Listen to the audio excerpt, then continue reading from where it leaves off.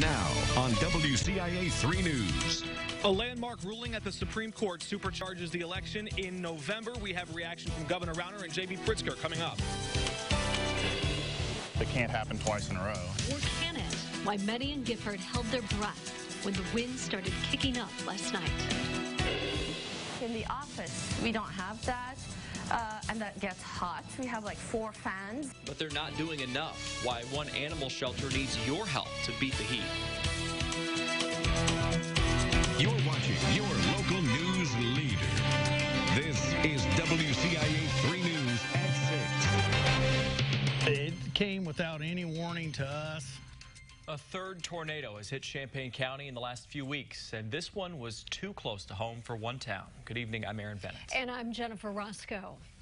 It traveled from southeast Thomasboro to just west of Gifford. And as many of you remember, Gifford had a massive tornado that destroyed half the town in 2013. WCIA3's Caitlin Connolly is live in our newsroom now. And Caitlin, this tornado was an EF1.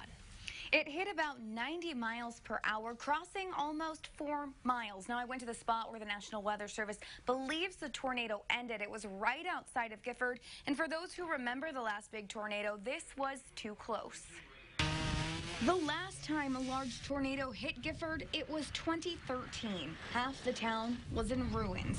So when a tornado came close again, many didn't know what to expect. Every now and again when things cloud up, I hear a lot of people in town talking about how it makes them a little nervous. It makes me a little nervous too. I mean, but for the most part, I just try to think that it can't happen twice in a row. The damage wasn't as widespread this time, but for some, it still hit hard. My son and I were looking outside the window watching the storm, but at the time didn't know this devastation had happened. The tornado hit Jerry Mayberry's garage, narrowly missing his home. It then traveled into his cornfield. Family and friends were there helping clean up the debris. The National Weather Service believes this might have been the end of the road for the storm. It looks like it's on the lower end.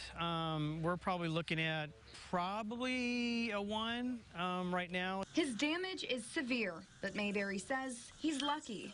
You can replace wood. It's hard to replace your head, right? And people in Gifford say they're lucky too. Mayberry says he does plan on rebuilding, and he had the insurance adjusters there all morning. He just wants to move forward.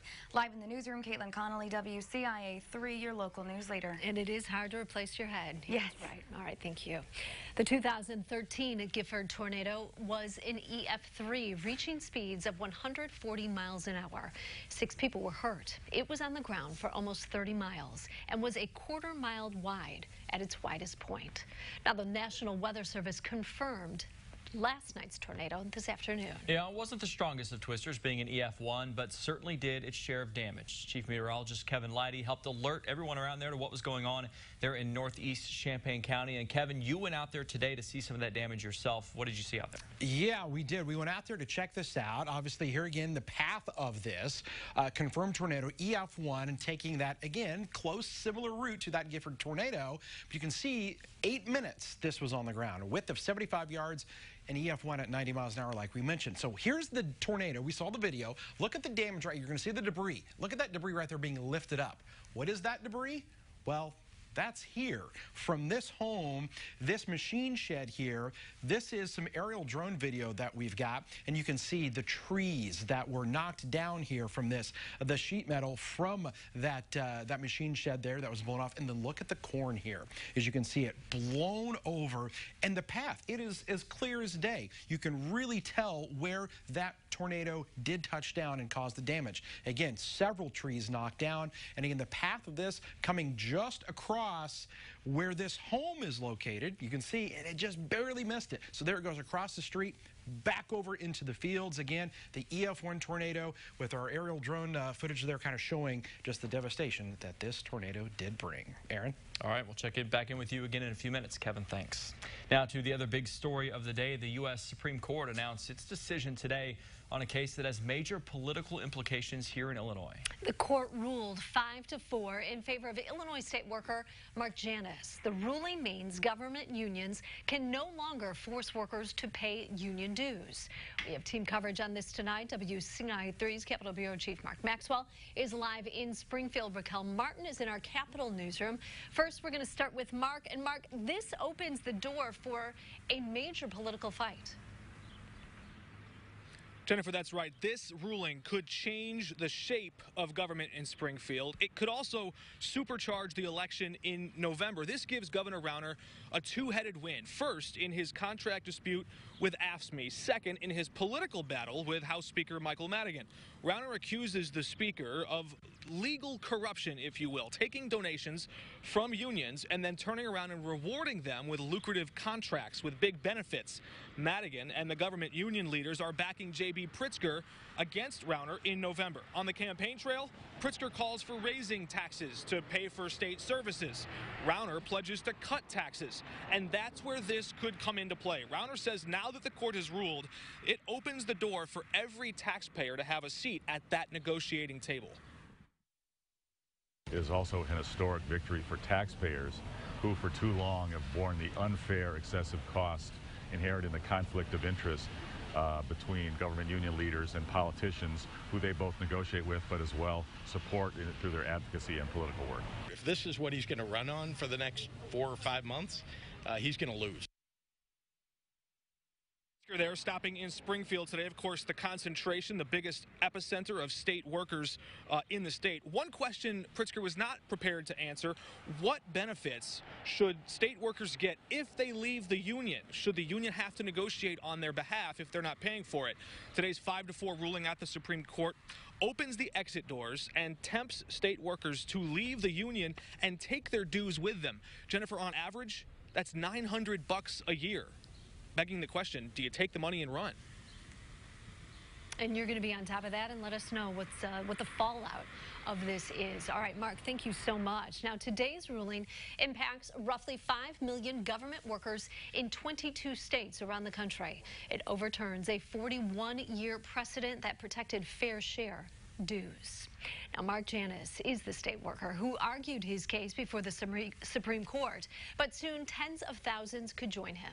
Economists predict nearly 50,000 state workers are likely to opt out of paying union fees, a result that has some loyal members concerned. WCIA3's Raquel Martin is live in the Capitol newsroom.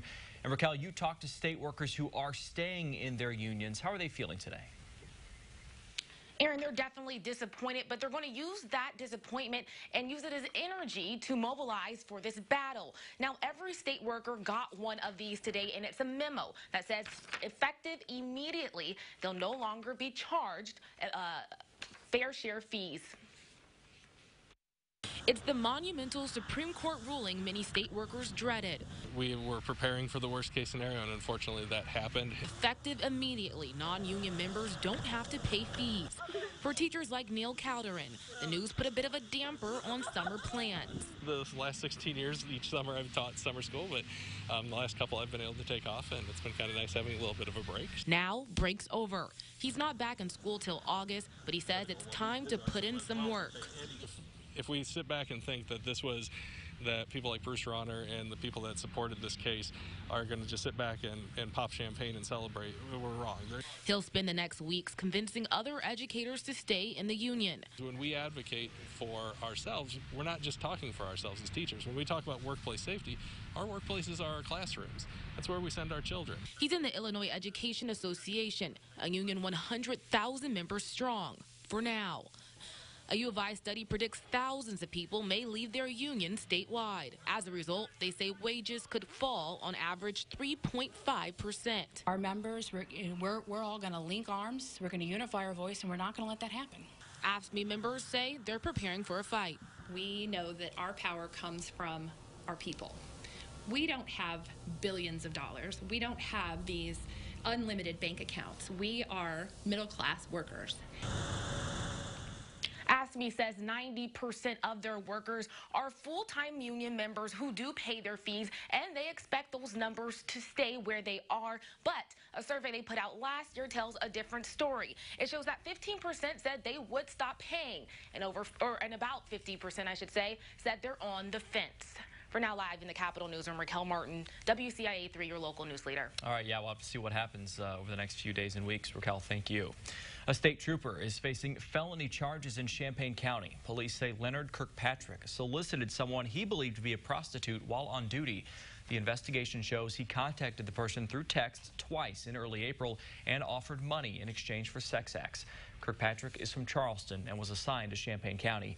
He's charged with 2 counts of official misconduct and could face up to 10 years in prison. A huge crowd is expected to see Travis Tritt perform at the Ford County Fair. How some may be on the outside looking in. And also tonight. We had 2 zones of central air conditioning which failed. Not the best of times to not have your AC working. Why, it's much worse when you're taking care of a couple dozen animals.